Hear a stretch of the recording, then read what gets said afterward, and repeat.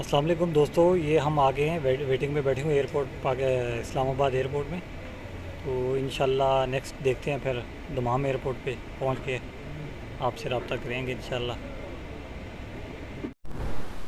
अस्सलाम वालेकुम दोस्तों, मैं हूं शाहरेमान और आप देख रहे हैं शाहरेमान शामी। जैसा कि मैंने आपको बताया था कि अल्हम्दुलिल्लाह मेरी सिलेक्शन जो है वो रीटा जूसेस में हो गई थी, और वीज़ा भी आ गया था। अब अल्हम्दुलिल्लाह हम जो है वो सऊदी अरब में पहुंच गए हैं। आज हमारा कामे के लिए मेडिकल भी हो गया और इंशाल्लाह उम्मीद है कि 10-15 दिन में या 20 दिन में हमारा कामा भी आ जाएगा। तो अभी भी जो मेरे भाई जो हैं वो सऊदी अरब के लिए कोशिश कर रहे हैं या सऊदी अरब आना चाहते हैं, तो मैंने अपनी पिछली वीडियो में भी उनको बताया था कि आप लोग डेल्टा में अप्लाई कर सकते हैं, लेकिन फ़िलहाल इन्हें आदमी चाहिए, वो सेल्समैन चाहिए जिनके पास 3 नंबर दुबई का लाइसेंस होना चाहिए, ज़रूरी है ये। और उसके अलावा मैं आपको ये भी बताता चलूँ कि जो मेरे भाई सेल्समैन का काम यानी जानते हैं या सेल्स के लिए अप्लाई करना चाहते हैं, तो इकबाल मैन पावर में अभी अल रबिया जूस के लिए जो है वो डिमांड आई हुई हैं। तो बिल्कुल फ्री ऑफ कॉस्ट है, उसमें भी आप ट्राई कर सकते हैं। ये इकबाल मैन पावर मैं आपको बताता चलूँ कि रावलपिंडी में फैज़ाबाद अड्डे की बैक साइड पे एजेंसी है, बहुत अच्छी एजेंसी है। तो आप उसमें भी ट्राई कर सकते हैं। जो सैलरी वो बता रहे हैं 2200 है, प्लस कमीशन वगैरह उसमें बता रहे हैं।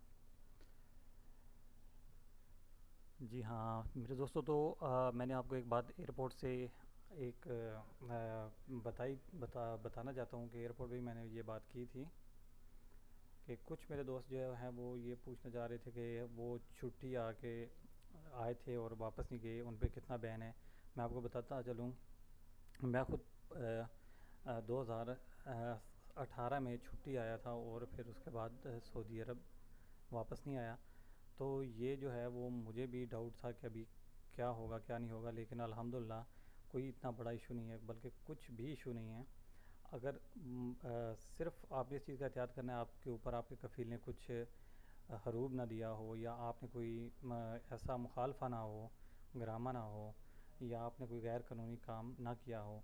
सिर्फ अगर आप छुट्टी आए थे पाकिस्तान या किसी भी मुल्क और वापस नहीं गए, तो उसके लिए आपको 3 साल का बैन होता है। उस बैन के अलावा आपको जितनी भी आपकी छुट्टी होती है वो पीरियड आपने स्पेंड करना होता है पाकिस्तान, उसके बाद आप आ सकते हैं, कोई इशू नहीं है। लेकिन इस चीज़ का ख्याल किया जाए कि अगर कोई बंदा हज के लिए जा रहा था, उसके प्रिंट हो गए या कुछ हरूब है या कुछ और मसला है, तो वो फिर अपना सोच समझ के आए।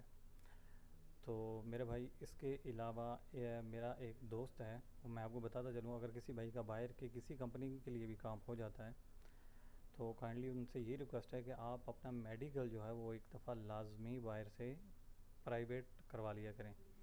अभी उस बंदे ने बहुत स्ट्रगल की, बहुत कोशिश की। अगर आज उसका मेडिकल का इशू ना होता तो वो हमारे साथ इस वक्त सऊदी अरब में ही होता।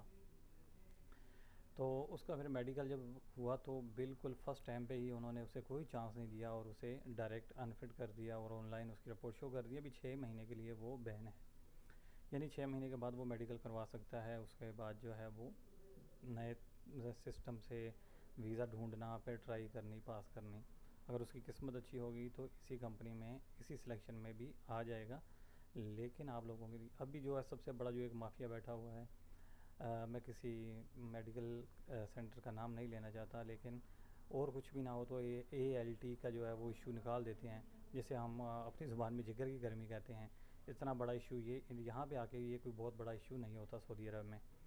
कोई मेजर प्रॉब्लम ना हो, खुदा ना खास्ता ऐसा कोई बीमारी ना हो जिसका बहुत बड़ा मसला हो, तो ALT वगैरह के लिए लड़के बहुत ज़्यादा परेशान हो रहे हैं कि फिर वो एक हफ़्ते बाद, फिर 10 दिन बाद, 20 दिन बाद इस तरह का अपना करवा रहे हैं। लेकिन आप अगर मेडिकल करवाना चाहते हैं तो कोशिश ये करें, एक हफ़्ता पहले, 5 दिन पहले कम अज़ कम जो है वो आप ये जो मसाले वगैरह हैं वो उन चीज़ों को इस्तेमाल ना करें, गर्म अशिया से परहेज़ करें, ठंडी चीज़ें ज़्यादा खाएँ, पानी का इस्तेमाल वगैरह इस तरह की चीज़ें करें, वो आपके लिए ज़्यादा बेहतर हो जाएगा। तो दोस्तों इंशाल्लाह मैं कोशिश करूँगा कि नेक्स्ट जो है वो हम अपनी जो है ये अलजाबर जो है कंपनी रीटा जूसेस के लिए मैं एक सेल्समैन का व्लॉग बना के आपको बताऊँगा। और इंशाल्लाह इस रीटा के वीज़े डेल्टा के पास आते रहते हैं, तो आप उनसे अटैच रहें, कोशिश करें कि अपनी सीवी और पूरे डॉक्यूमेंट्स उनको जो है आप सबमिट कर दें, जमा करवा दें। जैसे उनके पास कोई चांस आएगा तो वो आपसे रब्ता कर लेंगे। तो अच्छा दोस्तों, मैं एक और जो है वो बात आपसे शेयर करना चाहता हूँ। जो लोग परेशान थे कि हम सऊदीया के लिए ट्रैवल करना चाहते हैं और वैक्सीन जो है वो कोरोना वैक्सीन के मतलब, और इसके अलावा जो है वो बात कर रहे थे पोलियो वैक्सीन के मतलब, और ये ज़रूरी है या नहीं है। तो मैं आपको बताता चलूँ कि आपके पास सिर्फ कोरोना का जो है वो, अगर आप बहुत ज़रूरी है, कोरोना वैक्सीन लगी होनी चाहिए, उसका कार्ड होगा तो बस वो चलेगा।